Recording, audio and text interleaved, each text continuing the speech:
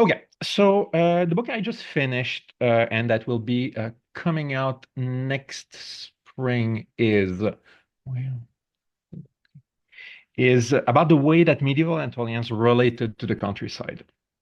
I have separate chapters on travelers, on peasants, and on urban elites.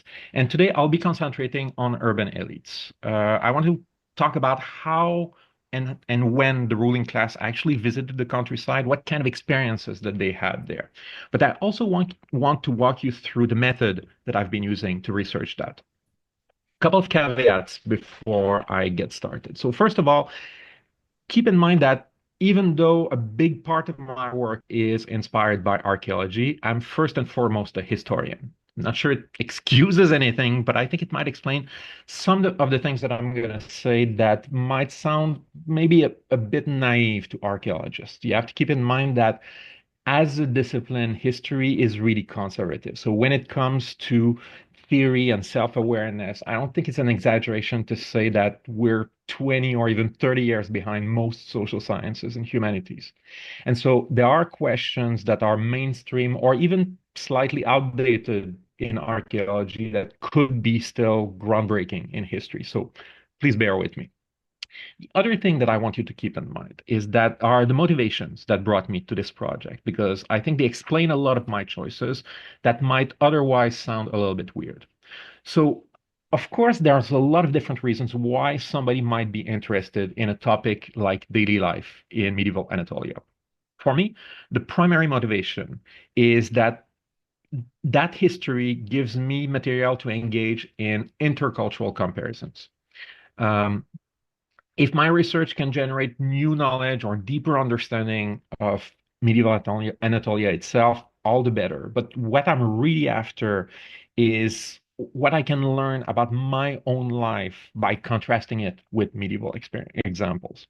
That explains some of the choices that I made. For example, the fact that I'm mostly working on the countryside because simply it's easier to compare medieval and modern experiences of the countryside than to compare medieval and modern experiences of urban areas.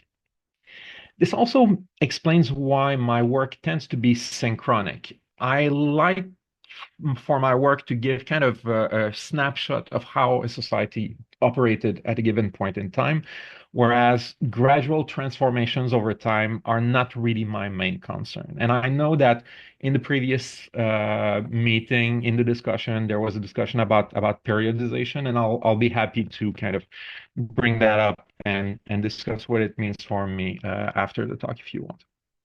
So at this point, you might be asking, what is this guy talking about? I mean, obviously, there's not a lot of people who write about medieval Anatolia as a form of self-discovery. And yet, I have to say that this has actually worked. This project actually has allowed me to notice things that had always been part of my life, but that I had never noticed before. This project has changed the way that I interact with my physical environment on a daily basis, far beyond the boundaries of my work. So let me give you an example of what I'm talking about.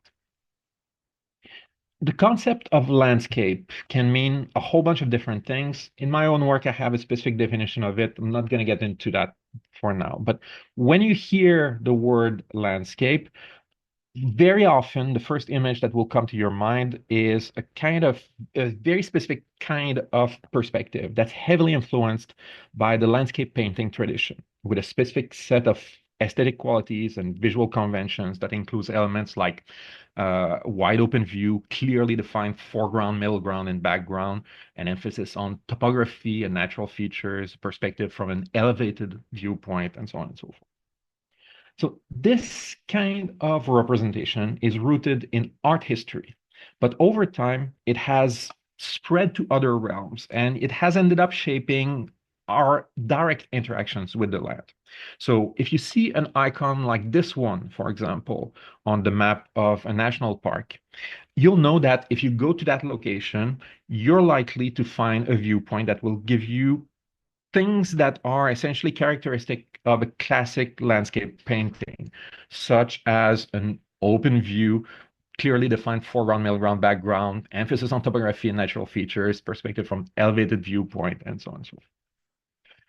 So there's a fairly broad consensus that in landscape studies that to say that this way of thinking about an aestheticized landscape that arose in very specific cultural contexts, namely mostly Western Europe, to some extent East Asia as well. In theory, you shouldn't encounter any of that in medieval Anatolia. So I decided to look in my sources to figure out, first of all, if it's true, and second, to see what else would be in the places where you would expect to see that kind of landscape in contemporary experience. And I was kind of surprised by what I ended up finding. So, to be sure, medieval sources do talk about looking at nature, or at least natural features, for aesthetic enjoyment. You see that in particular in relation to gardens and flowers. And when you combine different types of sources with archaeological evidence, it's pretty clear that this is not just a literary convention. It's not something that, you know, writers from that time period copied from older texts. It really reflects a part of the experience of the elite in medieval Anatolia that actually enjoyed looking at and smelling the flowers, the actual flowers in their actual gardens. However, those kind of aesthetic experiences, they're not connected with the idea of a wide open view or a scenic overlook. I mean, there's no scene in medieval sources that I know of at least, where a character goes up a mountain and says, gosh, the view is so nice from here. You don't have any trace of this kind of concept of landscape that you would recognize from the Western landscape painting tradition. Now, something to be said about mountains, I'll come back to that a little bit later. But this becomes more interesting when you're looking for examples in those same sources of characters who actually go up mountains and look, because those kinds of scenes actually exist. But they have one thing in common, which is that they appear in military contexts. If there's a scene when someone goes up a mountain, up a hill, and looks around, it's pretty much always a military commander trying to get a view of the battlefield. And it never involves any form of aesthetic commentary or appreciation. Let's connect this with the reasons that brought me to this research project in the first place. So, since my ultimate goal is to compare how medieval Anatolians related to the land to how I relate to the land, then it's not just a matter of how I see their habits, but also how they would react to our own habits. And I try to imagine what our idea of a scenic overlook would have sounded like to a medieval Anatolian. And to me, it seems pretty clear that they would have understood what we mean because it combines elements such as aesthetic appreciation for nature and going up a hill to get a broad view, but that the conceptual framework that they have didn't have a place to combine those ideas together. In other words, the idea of a scenic overlook would have been cognitively accessible to them, even though it was not part of their cultural habits. And then I turned the tables a second time and I asked myself, what is it in our own experiences that would be the equivalent of a scenic overlook as perceived by a medieval Anatolian? What would be something of that nature that is cognitively accessible to us, but not part of our cultural habits? So, as I was searching for examples, it reminded me of cycling in the area where I grew up in Eastern Quebec. Among the many, many good memories that I have of those bike rides, there are a few times when I stopped for a short rest and I noticed that the wind was bringing all sorts of pleasant smells from the forest that was around me. And I remembered those as pleasant memories, moments that I had really enjoyed. But thinking back to the comparison with medieval experiences, that made me realize that these moments had more or less all happened in the same location. So this was not just an experience that was in my mind, that was also a place. And the that place was kind of the olfactive equivalent of a scenic overlook. I'm not sure how we could call that, maybe a scent site or a fragrant point or something like that. And the fact that we don't have a name for this, I think, is really shows that this is a concept that is not part of our cultural habits, even though this is something that we can cognitively understand. So when I think back to those olfactive memories, they're certainly more than just sensory memories. They're a kind of the basis for a new geography in my mental geography, a kind of place that could be represented by an icon that looks like this, for example. And now, when I'm planning a bike ride, I can imagine putting that icon on a map of the places where I could ride. So, in other words, comparing my own experiences of the land with those of medieval Anatolians opened up that possibility for me. It allowed me to imagine that place as a place, precisely because this project has allowed me to conceptualize my own world in new ways. Now, in my book, the way that I approach the relationship between people and the land is based on landscape phenomenology. If you're, most of you I know are archaeologists, you're already probably familiar with this, but I know some of you are not. Are not so, and this is something that historians have not really used to begin with. So please bear with me. I'll give you kind of a rough, uh, basic introduction to the idea of landscape phenomenology and how I use it in my work as a historian, because I think there's fundamental differences between using that as a historian as an archaeologist. So if you step back to the 1970s, 80s, 90s, landscape archaeology went through a phase where it really wanted to be seen as a science. Everything was about quantifiable empirical measurements. This was a great way to remove excessive subjectivity in the interpretations, and it allowed archaeologists to follow something close to the scientific method by formulating hypotheses, isolating variables, and so on and so forth. But this kind of scientific mindset also created a bunch of problems, which were pointed out by archaeologist Christopher Tilley when he developed this idea of landscape phenomenology. He pointed out that some aspect of an archaeological site you can only notice if you're there in person. In other words, measure and quantify as much as you want. There will always be some things that will be lost if you just consult recorded data. For example, what's within your field of vision when you're walking towards where you're walking towards a ceremonial site, or the smell, the difference in texture between different faces of a rock monument, or whether you can smell the sea breeze from a certain spot, or whether and how well the sound travels, say, between a ritual chamber and the outside of a building. These are characteristics of a site that don't lend themselves very well to measurement, or at least that won't really stand out, and the connections, especially between them, will not really stand out to you until you visit the place. Uh, But these are also characteristics of a site that would have been obvious to the people who originally created that site and the people who subsequently used it. Those characteristics, they're also, and this is very important, they're shaped by the human body. So, for example, what will be inside or outside of your field of vision when you approach a monument, that is determined by the fact that you probably have two eyes.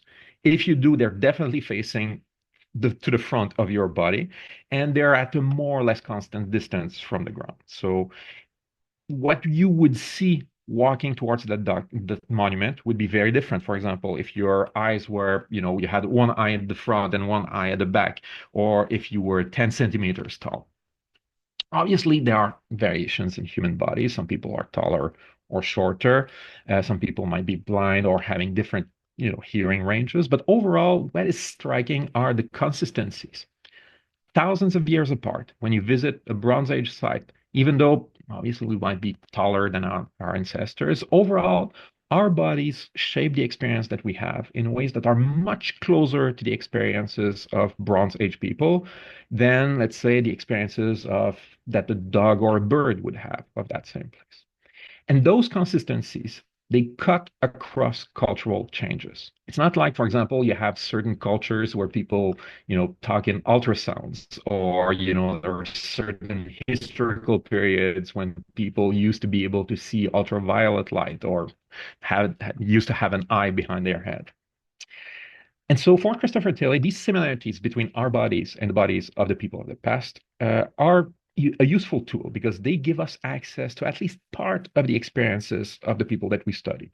And those experiences, they reveal connections between various pieces of evidence that would remain invisible if we did not visit the site, if we just consulted the recorded data. Now, this is the kind of idea you can definitely push too far. Tilley's ideas were and continue to be quite controversial in some quarters in archaeology. Other archaeologists have accused Tilley of projecting anachronistic experiences, of overinterpreting his own very subjective observation, and basically they accused him of claiming that if you arrive on a site, you experience it the same way that the original occupants of the site did. And of course, Tilley himself was much more nuanced and informed than this kind of crude picture would suggest, but there are definitely pitfalls to this approach.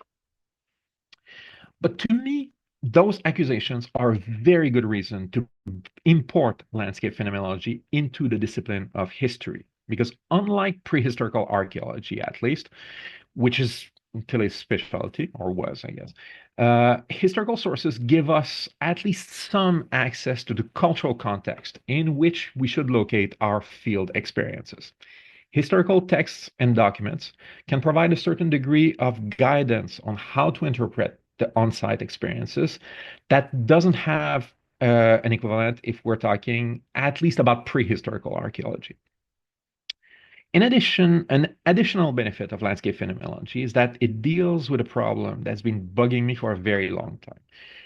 Basically, the historical method does not give us any formal way to integrate our own experiences of the places that we work on in the research that we do. If a historian learns something by visiting a place, this is considered to be at best anecdotal and certainly not part of the historical method. So, it's not very common. It's not even acceptable to have a footnote in a history article where you say something like, well, I know this because I went there. Everything needs to be documented by historical sources, and only historical sources are considered to be valid evidence. And conversely, the way that we historians are trained, there's in theory absolutely nothing missing from the work of a historian who works on a country that they've never visited themselves. In many respects, history is still where archaeology was in the 1980s, basically organized around the principle that everything you need to know is on paper. And I'm firmly convinced that if you're writing history as if historians themselves didn't have bodies, we're depriving ourselves of a very useful set of tools to understand the past. Now, concretely, there are two ways in which I'm bringing landscape phenomenology in my research. First, because I actually do field work, and second, because landscape phenomenology also shapes the way that I read my written sources. Let me take a minute to dwell on each one of those two. So to begin with, my research actually involves field work, which, I realize that those of you who are archaeologists, if you hear me bragging about this, you might think, it's a little bit like bragging about being able to tie your own shoes. I mean, it's kind of cute if somebody who's 5 years old does it, but the late 40s, it's kind of embarrassing. But bear with me. I mean, the reason why this is unusual is that I'm a historian. And as it turns out, visiting the places that I research has profoundly shaped the way that I read my historical sources. And I do believe that landscape phenomenology offers us a way to formally integrate field experiences and in-person visits into the historical methodology. I'll give you an example of this. So, while doing research for my work, obviously I travel around Anatolia quite a bit, and on a number of occasions, I found myself walking in the countryside. And I noticed one thing that struck me is how, for various reasons, probably having mostly to do with topography, it's very common in central Anatolia that you'll hear something before you see it. If there's a flock of sheep, for example, nearby, you'll hear the sound of the bells and the bleating long before you see them most of the time. And if there's tourists hiking in the vicinity, you're probably going to hear them talking before you see them appearing. This is not universal. It's very different, for example, in the place where I grew up, where in Eastern Quebec, and I think it has something to do with the fact that I grew up in an area where there's a lot of wind pretty much all the time. But where I grew up, if you want to know what's going on around you, you need to look. You cannot rely on hearing. I know those things because I've been to these places. In theory, I guess this is something that you could measure. You could measure sight lines and sound transmissions at various points in the land, but that would require an enormous amount of work because you would need a massive number of data points just to replicate the subjective experience of walking around, really. Perhaps more importantly, this kind of scientific and empirical approach might be a very reliable way to test a hypothesis, but is a very bad way to generate a hypothesis in the first place. So, in other words, the connection that I made between sight lines and hearing range would probably never have crossed my mind in the first place if I only had consulted recorded data, no matter how complete that data would have been. It's only because I was there in person that I was inspired to make that connection. And most importantly, the observation I made is an observation that medieval Anatolians themselves would have been able to make. The countryside environment in the Middle Ages has remained at least similar enough until now that in many places we can assume that our observations today about this particular topic was also true back then. Obviously, it's not true for every topic, but in this particular instance, I think it applies. A crucial difference between using landscape phenomenology in prehistorical context and using landscape phenomenology in conjunction with history is that extra layer of information that's available to us. In other words, we can use written sources as external checks for our interpretations. And so there are several examples that I came across in medieval texts of characters moving around the countryside and encountering villages and figuring out what's going on in that village through auditory clues, knowing that there's trouble in a village because they hear that the sound of fighting, or knowing that a place is temporarily abandoned because it sounds quiet. These are details that have always been embedded in the text, but I've never noticed them until my in-person experiences prompted me to go back to the texts and look for this kind of clues. So this is the first way I use landscape phenomenology in my research. The second one is because it thoroughly colors my reading of sources. Um, Sometimes, as I just mentioned, a field observation will prompt me to reread some of my sources to look for something that I had not noticed when I read it before. But sometimes the connection is even more indirect and not necessarily connected with specific field observation. Sometimes the main benefit of a phenomenological mindset is that it reminds me to keep in mind the human bodies that are hiding between the written material. Now, because the relationship that historians have with the past is almost entirely mediated by written material, whatever is rooted in written culture or part of the culture that leaves written traces, those aspects of the past obviously are much easier to document. And this tends to distort the way that we imagine the past. I mean, if you look at some of the scholarship on medieval Anatolia, you would almost believe that the physical world back then was kind of a byproduct of intellectual activity rather than the other way around. So, in order to counter that tendency, I've tried to keep human bodies at the center of my analysis. That's what I did, for example, when researching what it meant to own land, uh, uh, agricultural land among the urban elite. Now, obviously, there's quite a lot of work that's been done by historians of medieval Anatolia on land owning regimes, the ICTA system, the legal status of landowners, and so on and so forth. But those discussions, they tend to be very theoretical, concentrating on legal categories and legitimacy and power relationships among the elite. And to be quite honest, scholarship on this subject has always felt to me a little bit disconnected from the material realities of the Middle Ages, especially because there are quite a few episodes in that history when political systems were challenged and broke down. Quite a few moments when raw power was a much better predictor and explanation of who gets to collect the land revenues than, legal legitimacy. But one question that seems to me to have been largely overlooked is the question of how did the landowners physically relate to the land whose revenues they owned?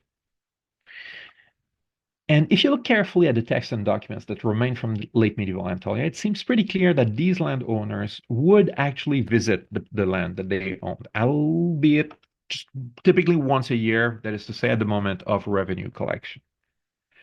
Anecdotes that describe at least part of the process of land revenue collection seem pretty consistent to paint a picture in which the landowner or hectare holder or Vakuf manager would actually personally be part of a small party of people who would visit the various villages right after harvest, which means that the image that landowners had of that agricultural land was an image that was set at a specific time of the year, most cases in the fall.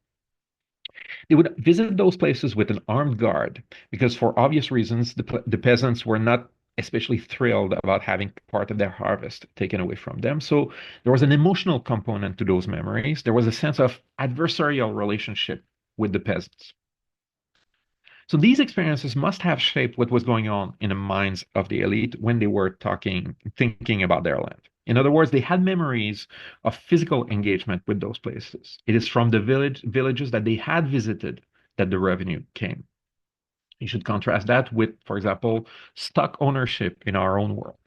In theory, both a medieval landowner and a modern stockholder have in common that they draw revenue from the work of other people.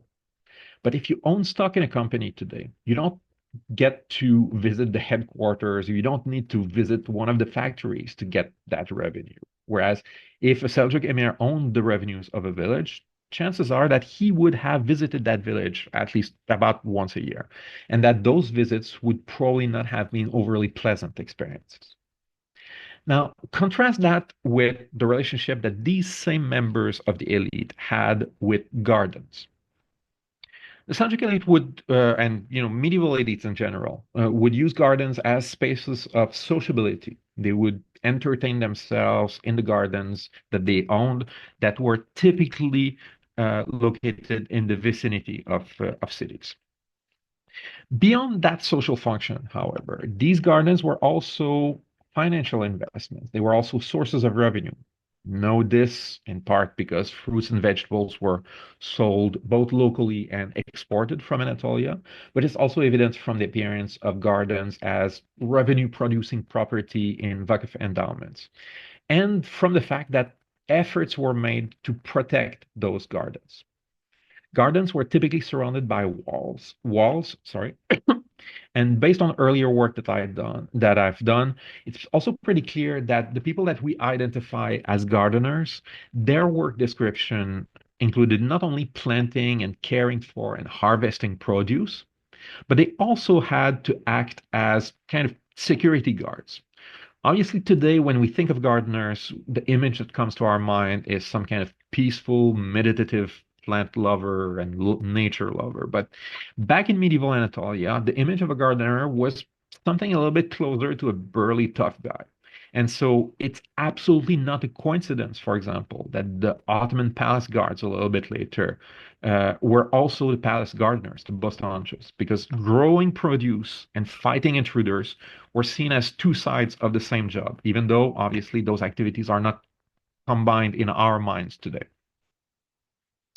From a phenomenological point of view, the walls around those gardens are interesting also because obviously they would block the view, or at least the view at street level. So centering the bodies allows us to notice gardens were not only spaces of sociability, they were also exclusionary physical spaces. So even though they were located, if not in the countryside, at least in the margins of the countryside, from a sensory perspective, they were isolated from public access.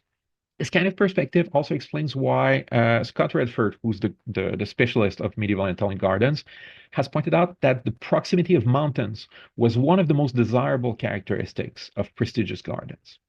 There's a number of reasons for that, including, water access and things like that. But keep in mind that if you put a human body in a space like a medieval Anatolian garden, which is surrounded in every direction by walls tall enough to prevent thieves from entering, then it's simply impossible to see the horizon. So these economic realities, coupled with the size and structures and proportions of the human body, they mean that the ideal view from a luxurious garden could not be, a wide open vista from a high perch. They were typically, what people were looking for was looking up towards neighboring mountains. And obviously, in order to see the mountains, they need to be fairly close because otherwise, the angles don't allow you to see them. So more generally, my point here is that it's possible to create a back and forth between field observations and primary source reading. A back and forth that not only enriches our reading of the sources, but also controls for one of the main dangers of landscape phenomenology, that is to say, just projecting our modern assumptions on the people that we study. Now, as far as I understand it, uh, the first wave of criticisms against Tilley were very black and white. Basically, people who disagreed with him just rejected his approach completely.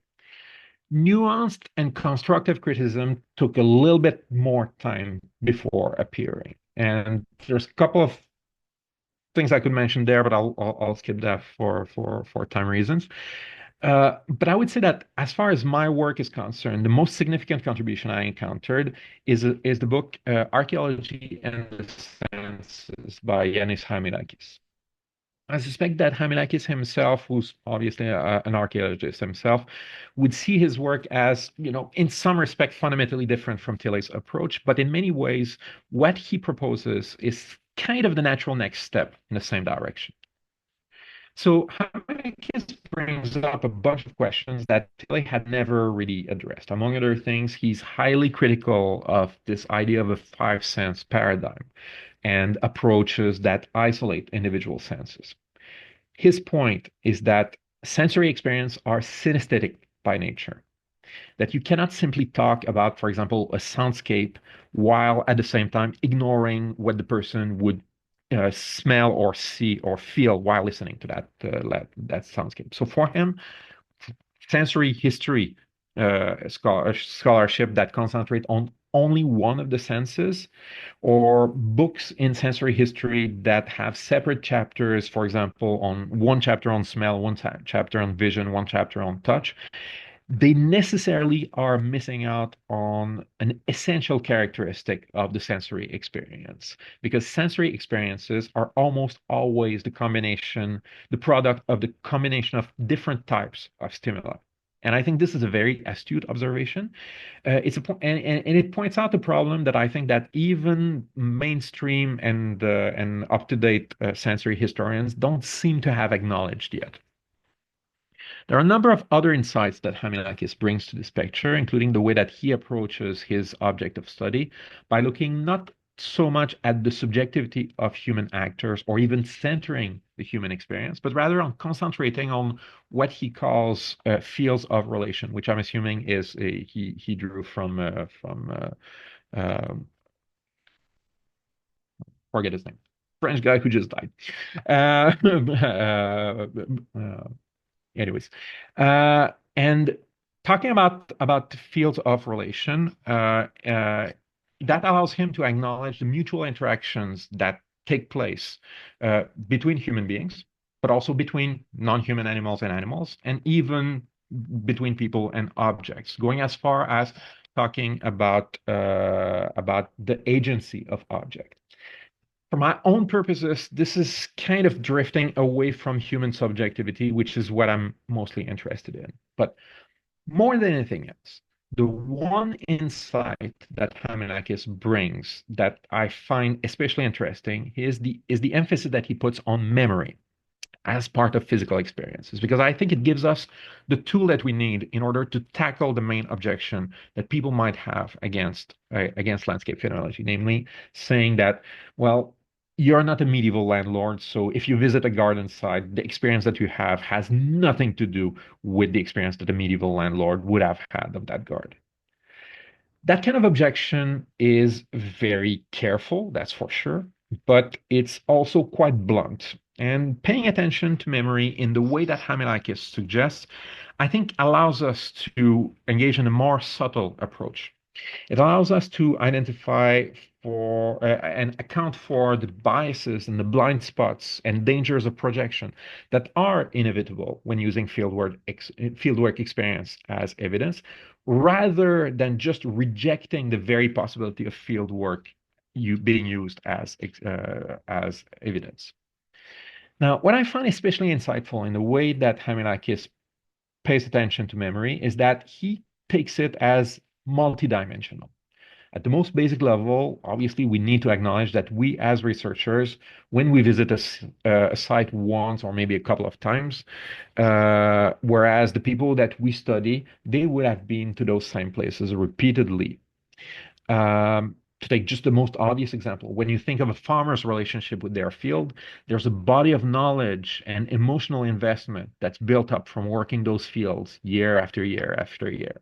And that is completely absent if you just kind of visit that field once for 5 minutes.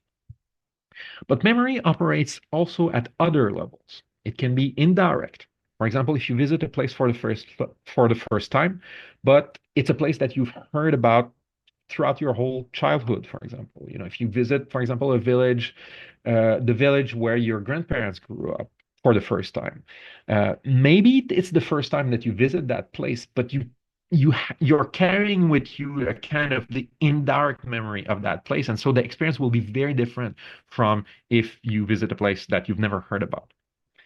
And memory is not just shaped by what happened in the past, but also it's shaped by what we anticipate will happen in the future.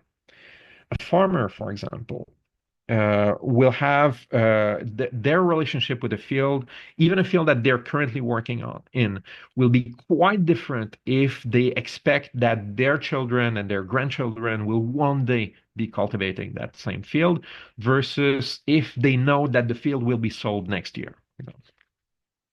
More generally, memory is the vessel for all the knowledge and the cultural traditions that are shared about the land. And cultural context, those collective memories, they determine what becomes a cultural habit among everything that's cognitively available to us.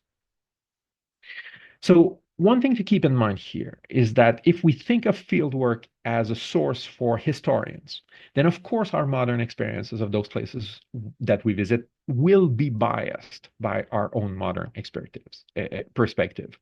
But this is the kind of bias that we can control for, like any other source bias. And, keep in mind that controlling for bias is one of the most fundamental skills that a historian needs to develop in the first place.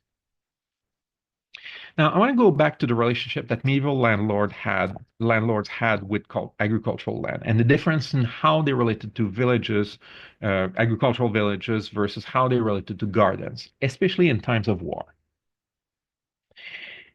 Of course, both of these types of land properties, both gardens and cereal growing villages, had one thing in common, which was that they were important sources of revenue. And in the medieval period, state revenues or statesmen's revenues were first and foremost used to build military power. So if you're in a war, of course, one way to weaken your adversary is to destroy their sources of revenue.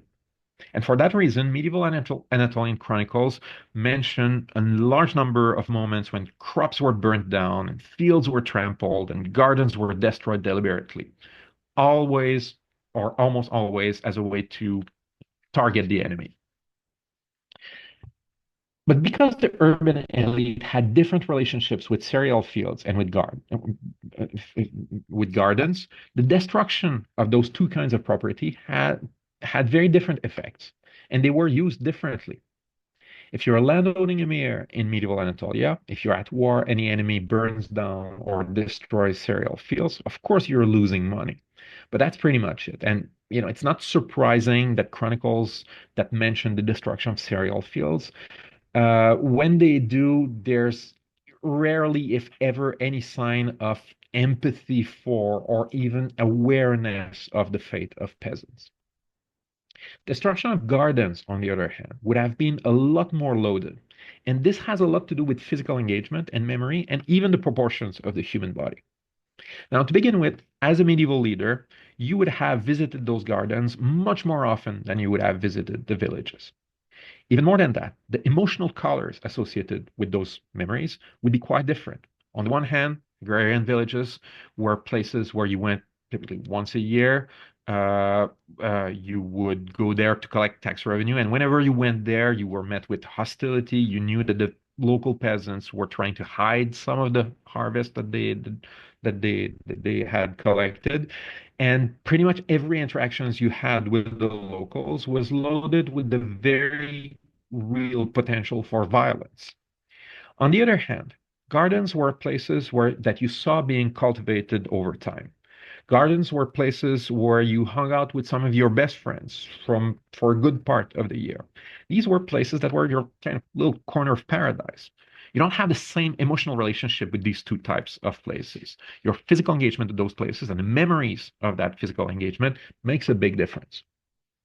But this, in the specific context of sieges, uh, is the context of sieges is especially relevant here, especially in relation to human bodies. Keep in mind that gardens, as I said, were often located in the immediate vicinity of cities. And during a siege, if you're inside a city, you would you if you have the ability to go up on the city walls, you would presumably have visual contact with the gardens. You could presumably see the gardens being destroyed with your own eyes in real time. Whereas if cereal growing villages are being destroyed by the enemy, you will hear that probably later, secondhand, because they're beyond your line of sight. This has everything to do with the structure of the human body. If you change the body and if you change the body, everything changes, even if everything remains the same, even if you keep the same cultural context and the same personal memory. If you put the mind of a medieval landlord into the body of a bird, then they can, fly up and see agricultural land that's, far away beyond the neighboring hills. If you take that exact same mind and you put it in the body of a mouse, then suddenly they can't see over the ramparts of the city walls. So they won't be able to see the gardens being destroyed. So it's not just a matter of mindset or culture or social structures, it's also a matter of embodiment. Now, on top of all of this, take in consideration the mnemonic and emotional load involved in those cases. Peasants get their land wrecked by an army that plunders their field. Well, yeah, you're definitely losing money there, but that's fairly abstract and they hated you anyways. But if fruit trees in your gardens are getting chopped down, then that's touching something very intimate. It's desecrating a place that matters to you. It's also causing much longer term problems. If a fruit tree gets chopped down, that means years and years before the next harvest. And when you see that happening to your plum trees or apricot trees, you're thinking, I'm going to remember this for the rest of my life. And because you can see that destruction happening, you know exactly whether it's your garden or the garden of your neighbor that's getting destroyed. Keep in mind that garden owners were typically the same elite minority of people who shared most of the political power in that city. So when someone's garden are destroyed while other people's gardens are being left alone, that encourages disagreement on how to react to the siege, whether to organize a sally against the besieging army. And that can even create breeding ground for betrayals inside of the besieged city. So this is not really true when the target of destruction is a field or a village beyond your range of vision. Now, by way of conclusion, I'd like to offer a few observations about how landscape phenomenology might change the way that historians understand the past. First, it's true that over the past few decades, historians have started paying much more attention to human bodies, at least as a subject of research. But to me, it only makes it even more bizarre that such an interest on how human bodies were understood and experienced in the past has not been accompanied by an interest in using our own bodies as part of our research. Historians continue to behave as if they themselves were completely disincarnated. And I think that integrating landscape phenomenology allows us to use our bodies in our research while at the same time giving us the tools to control for the biases that might arise from this kind of source. Second, it's also clear that many historians over the last few years have taken what's been called the spatial turn, taking into consideration space in their research using tools like GIS to generate a deeper understanding of the past. But the spatial turn has one significant limitation, which is that it generally reveals patterns that may not have been visible or even perceptible to the people that we study. In other words, the spatial turn has left behind an enormous blind spot, which is subjective experiences that people of the past had of the land. And here again, I think that landscape phenomenology does offer us historians the tool to explore this particular area. So I hope it ends up being more broadly accepted by historians. Finally, and more generally, once we get in the habit of considering the structure of the human body, I think this is a level of reflection that we can use in other aspects of our work beyond research. Case in point, the presentation I'm giving right now. Now, if I was to give this talk 10 or 15 years ago, chances are I would have been talking to you in person. We would have all been in the same conference room, which means that I would have known exactly where you are. I would have been able to design my slides to make them easy to read by everyone. I would have seen your faces. I would have a pretty decent idea of, who has fallen asleep by now and who's still paying attention. But of course, now things have changed. First of all, we're not in the same room, we're not in the same country, we're not even in the same time zone. But more importantly, the sensory experiences that you have of this presentation is probably very different from one person to the other. If my own habits are any indication, chances are that some of you are sitting in front at a desk, and the slides that I'm presenting are appearing on a decent-sized computer monitor. Some of you might be connected through a cell phone and you're listening while washing the dishes. And maybe you occasionally take a look at the very small screen that's too small for you to read all the details. And others might be out driving or taking a walk or going for a run, and the only part of this lecture that you're catching is the sound of my voice. In other words, the experience of an academic lecture has gone from very disciplined, predictable arrangement of human bodies to a wide range of different configurations of attention. Now, how we deal with this, I don't really know. And this is probably why, the way that I design my slides has probably not worked very well for everyone. I apologize for that. But it's obvious that in the long run, we need to adapt our academic practices to these new realities instead of sticking to conventions that may no longer make sense. And I think that one more and final time, this is yet another example of how adopting landscape phenomenology in my work has led me to question aspects of my life that I would never have paid attention otherwise. Thank you.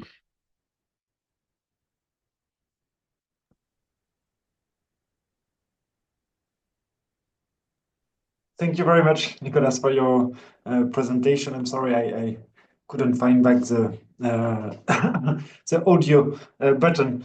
This was very interesting and a very interesting, theoretical approach and claim for historian to integrate this phenomenology question. So maybe I could ask the audience, maybe if you can stop sharing the screen, please, Nicolas, so we can see some faces in addition to voices, as you say.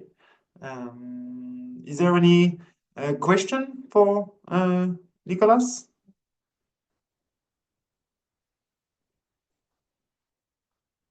I don't see your.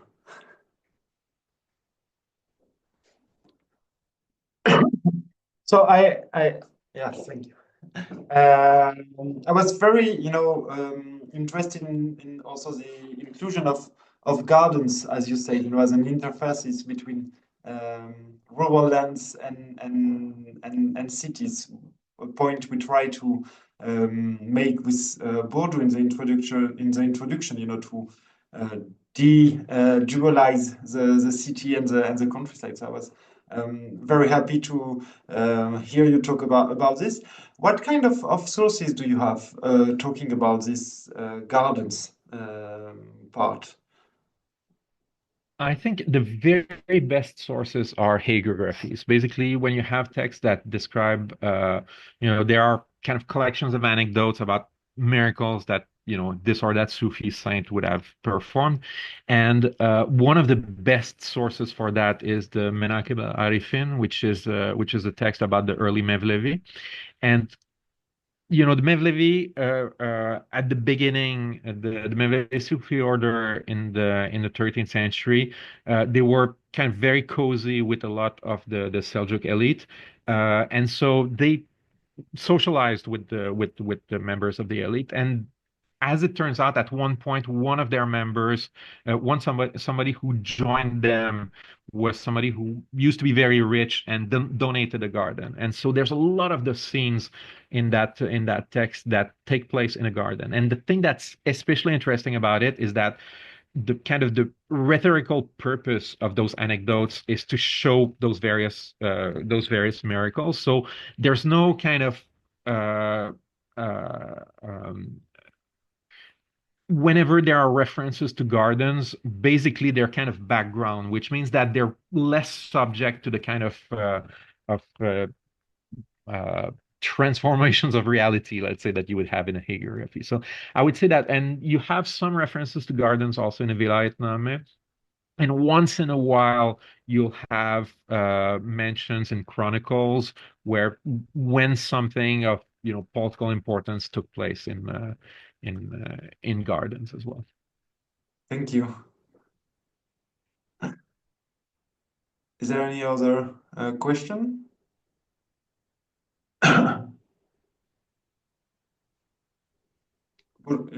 Yes.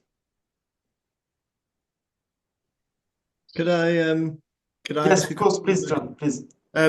Thank you, Nicolas. That was really very interesting. Just to reinforce the point, I think, about gardens being both a topos for specific reference with regard to people who belong to at least the literate part of a society.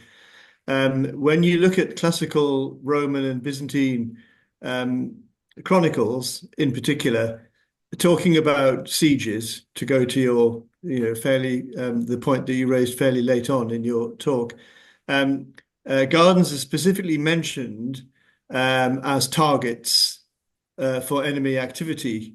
And it's very clear that people are quite aware of the fact that if you punish a population by attacking their gardens, they're more likely to want to parley with you or come to some sort of deal, make peace, providing the conditions are appropriate, of course, than if you simply sit round and preserve the gardens and besiege the city without doing any damage to its immediate environment. But I wonder if there's a difference between those parts of the world geographically and climatically where gardens are much more significant as resources for a sort of paradise-like situation with an environment that is a walled environment that's very different from the overall environment roundabout. So, for example, in the Middle East, the garden clearly takes on, particularly in semi-arid regions, a far more significant place in literature and in legend than it does in, say, the ancient or medieval West, where you have a much basically a more clement, wetter, and more fruitful general environment. So the garden in the West is not really an exception to the surrounding environment, although it may be private and quiet. It's not different in terms of its overall landscaping. Whereas in, say, parts of Iraq, or contemporary Iraq or Syria and parts of Anatolia, the garden is really something very distinct and has to be very carefully nurtured, and therefore has a much greater value, as it were, intellectually on the one hand, but also in terms of investment in resources.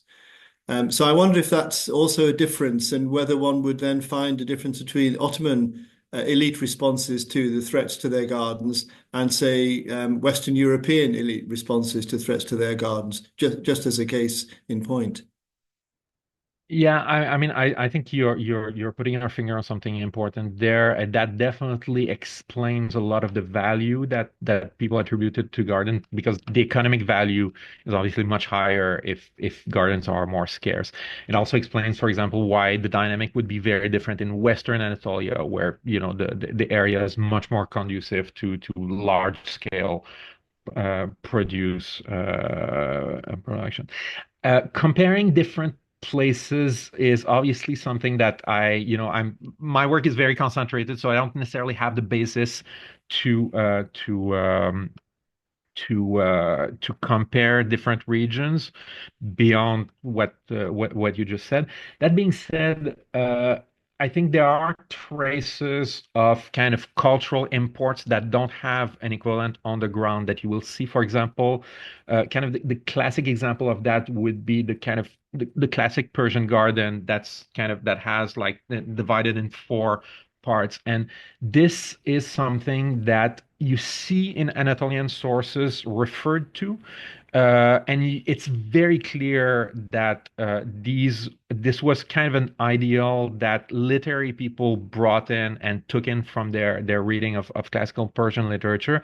But as far as I know, I don't think that if there are examples of that in medieval Anatolia, they're extremely rare at best. But I don't know of any specific examples.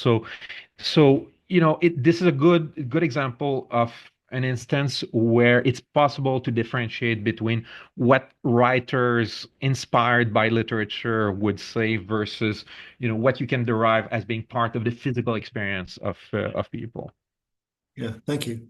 And I would add also regarding kind of the liminal part aspect of gardens. So gardens were geographically in between cities and the countryside, but I think in many respects they are also in between cities and the countryside in other ways, socially, for example, because in many respects it's the same people gathering in palaces and in gardens, but I say the people serving them are, they're not palace servants, they're the gardeners, and they're different people. From an architectural point of view, they're not quite as elaborate as what you would find in cities, but they're still much more kind of bigger kind of construction investment than what you would see in a village or something like that. So there's a lot of different ways in which gardens are kind of in between urban and rural environments. Thank you. Linda, Carol, I see your hands right. Oh, hi. I have a question. It might be very specific and it may be from a different time period. So you may not have a good answer for me. But I'm currently working with a research group looking at nüfus defterleri, and basically the information that's coming out of that is it's genealogical, of course, but we're not getting a lot of specifics about status of the individuals who are recorded. But we are starting to get things like occupations. And one of the things which came up, and I was reminded when you started talking about gardens, is the presence of beekeepers. And in some ways, beekeeping is one of these types of occupations which can be both in the countryside as well as in a more urban or town context. And I'm just wondering, even though what we're looking at is 19th century, I'm wondering about maybe the tradition, or if you have any information about the history of, again, this might be too specific, but whether or not this was something that would have been found in earlier documents, or whether beekeeping as an occupation was important in relation to this. Thank you. Thank you. I can think of at least one example of an anecdote in a hagiography where somebody brings honey from a beehive in a garden. And I think this is not a coincidence at all. Uh, as far as I know, at least for the pre-Ottoman period, I don't know of kind of any documentation of the economic aspects of this, honey being exported in mass or anything like that. I might be missing something on this, but I think what you're talking about opens the door to a much bigger question, which is the fact that, especially as historians, as I mentioned, everything we know about the past comes from written sources. And the problem with that is that obviously there's quite a lot of really good work that's being done right now on the history of agriculture in the Ottoman Empire. But this is necessarily limited by the sources that we have. And the big problem that we have when it comes to knowledge about agriculture that's very different from knowledge about theology or philosophy and things like that is that most of the people who were the great specialists of those kind of things, they're not they had an enormous amount of knowledge, but that was oral knowledge. They learned by experience, they learned from their masters, they didn't write it down, they didn't have manuals and things like that. And I think that one question, and so, the notion that having bees in your gardens is good probably was known by then, but we don't have kind of written evidence for that. And it opens up the question of how do we deal with what people of the past knew and we don't know today. And there's a kind of humility that historians have, especially when it comes to questions like agriculture, which, it rests on an enormous body of knowledge that we don't have access to. That I think I don't know how to deal with this, but except maybe to say that we should be a little bit more humble. And this notion that the entirety of human knowledge can be put in an encyclopedia, you can only say that if you've never talked to a farmer in your life, basically. And there's so at least acknowledging the very fact that that instance showed me that a gardener was taking care of beehives suggests that they were aware of a connection. But beyond that, the only thing I can say is I don't know. But I think it's important to say that I don't know. Yes, thank you. And you're right, there is all of this body of knowledge that we don't know neither as archaeologists or historians, and we should acknowledge this kind of limits that we have. But also, as you said in your talk, also acknowledge that we have a certain experiment of the landscape and that we can see common points between, our experiment of the landscape and what the society we are studying have experimented too. So it's in both sense, I think. May I just go on from there? Nicola, thank you very much for this talk. You very well know how excited I am to hear about this and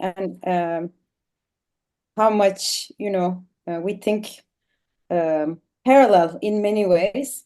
From what Maxime said, with this different experiences we have of the landscape, I would like to come to the subjectivity issue. How do you deal with this as an historian? I know that you said human bodies have attracted attention, but historians have not really placed themselves or looked at their own bodies and their own experiences. How do you deal with the subjectivity of his own experience, the past people's experiences? Where do you draw the line? How do you manage? If that makes sense. So yeah, it does make sense. I think it's a really large and important question.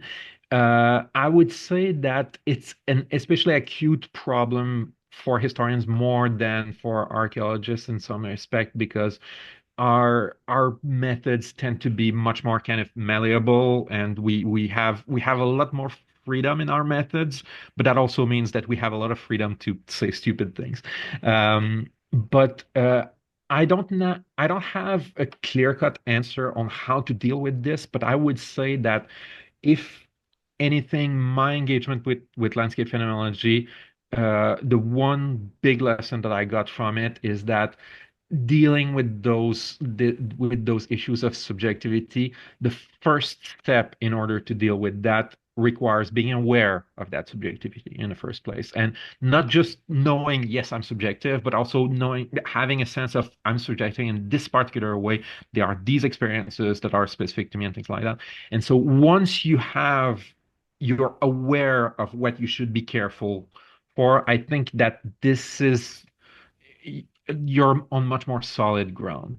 But to me, I mean, I've looked a lot. I've dug very far and wide to find historians who ever even cited Christopher Tilley, and I could not find a single one. I'm assuming there's probably one or two, but I think that what this tells me is that we're really at the beginning, hopefully, of this awareness.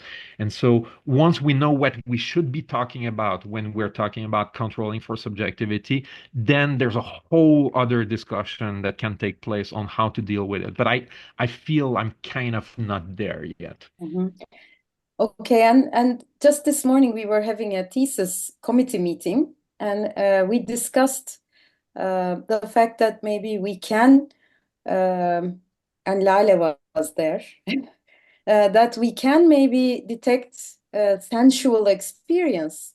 But as you said, with this experience of yourself taking a walk in this landscape as a child, and it's always accompanied by emotions too. Mhm. How and at the end of this morning session, we came to a point where we said, well, but it's very hard to detect emotions. Maybe we can, Mhm. but the emotional experience is very difficult to detect in archaeological data. And in connection with that, how can secular literature help here for the medieval period? And this is a question of, I mean, I'm not knowledgeable in this area. Roger, I think we're losing you for the last.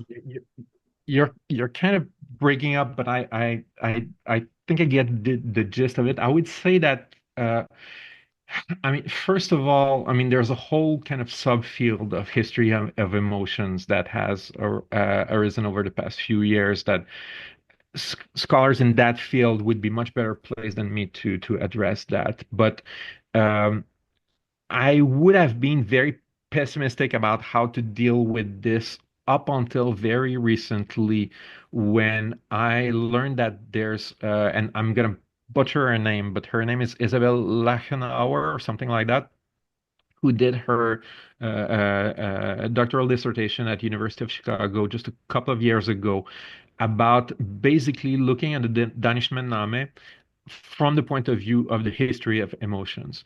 And so obviously now you're dealing with very, very, very limited material, and yet she was able to kind of build an understanding of those of the emotional contents that's conveyed in a text, and usually that's something that's very difficult to kind of detect, across cultural lines.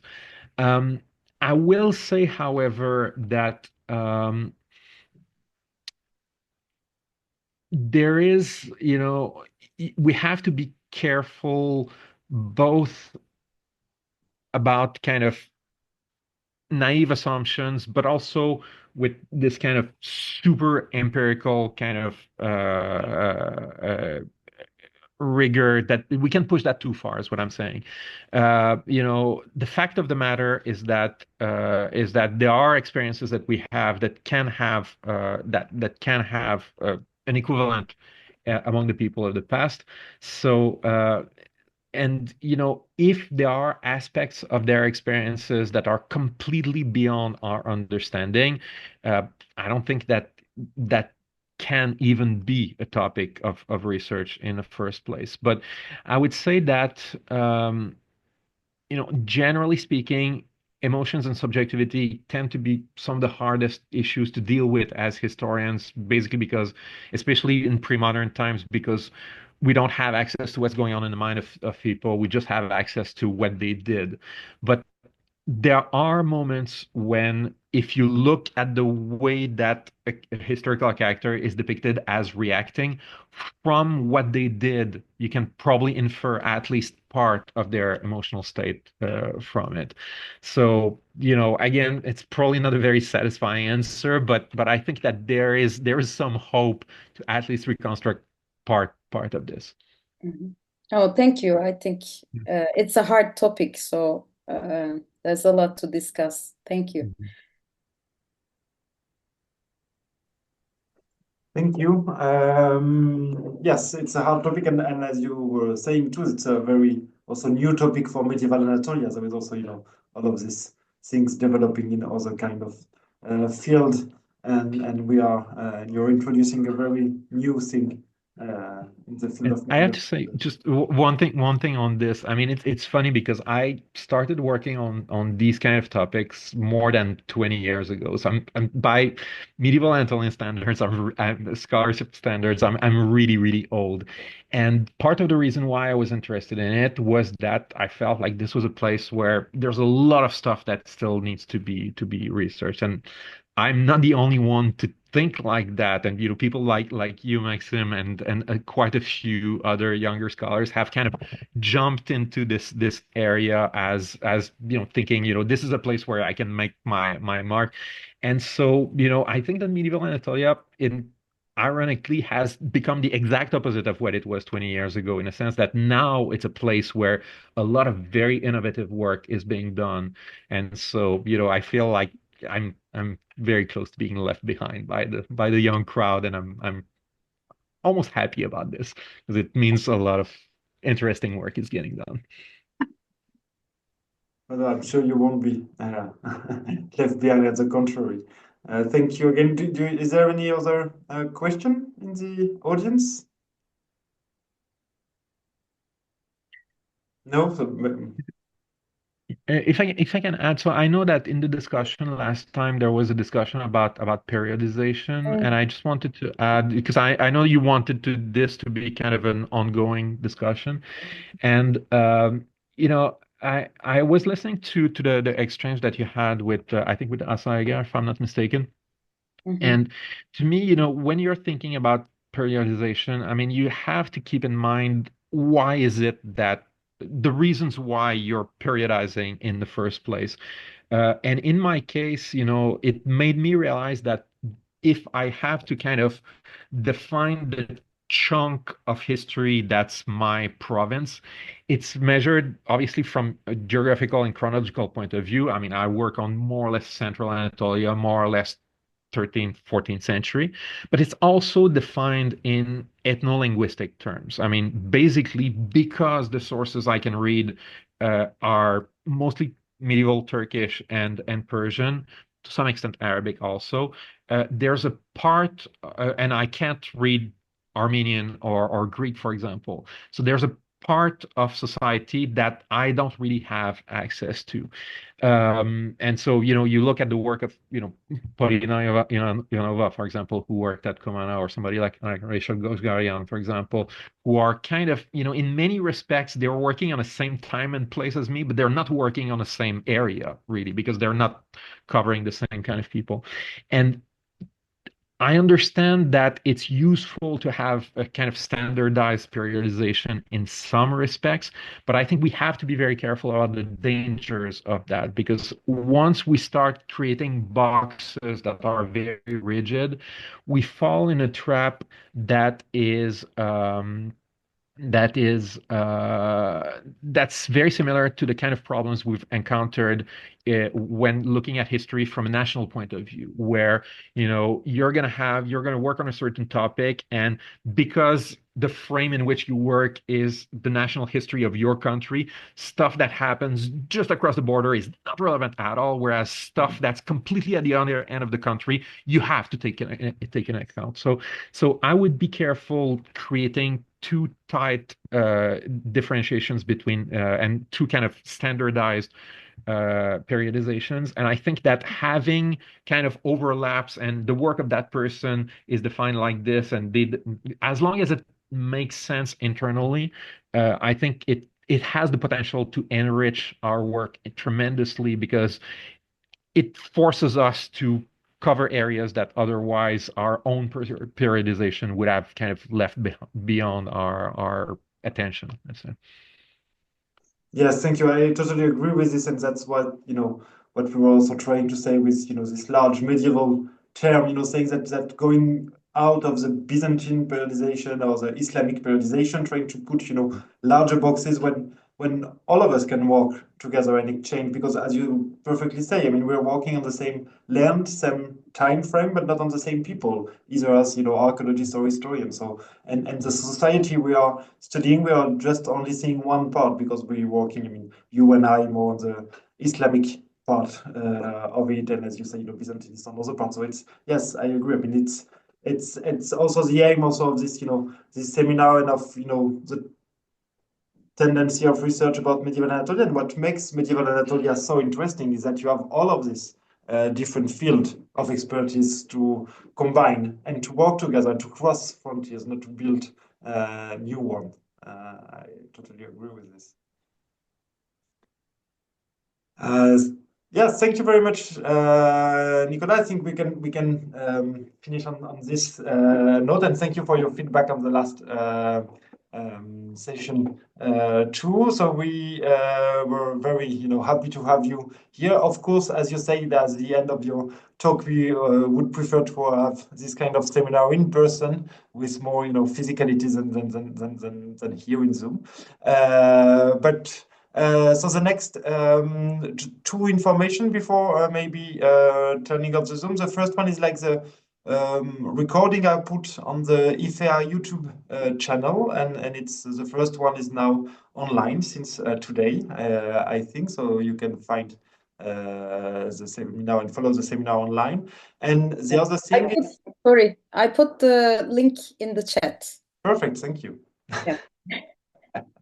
And the next session will be in January, so I think the 16th, if I'm not mistaken, and we will have, Oya Panjarolu, who will talk about the same question, I mean, related question of countryside and urban elites through another kind of documentation. So it would be very interesting to have a comparison and build a new perspective on it. So thank you, Nicolas, thank you, Bourdieu, thank you, Marianne, and IFEA for hosting this seminar, and thank you to all in the audience to follow this session. I don't know if Bourdieu, you want to add something before. Well, I also would like to thank you, Nicola, for the talk, and then also bringing back this pre-preparation question. I'm really looking forward to revisiting some of these issues we raised in the first session. So that was very good. Thank you very much.